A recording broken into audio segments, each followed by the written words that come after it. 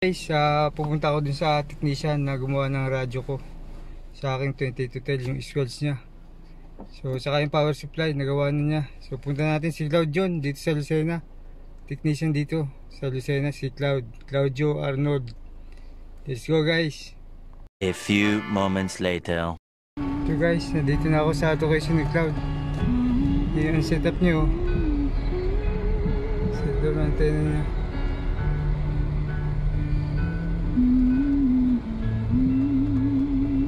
Popor na tayo sa tabi.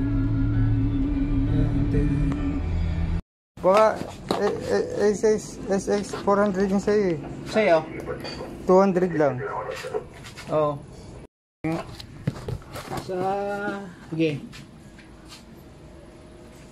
Press mo. Ay, dito tayo.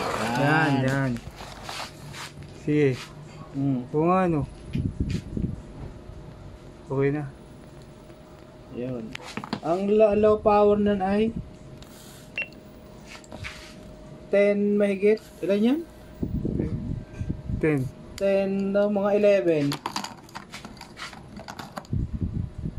Yan, mga 11. Tapos ito na. Yun lang yung problema, no? Ito itong scale. Oo, yan. Putol na pala yun. Putol. May ano yan? Pero may kaso naman doon tsaka high, diba? Sa ano, dito sa receive niya. Oo. Ay pipihiting mo sana. Ganon din.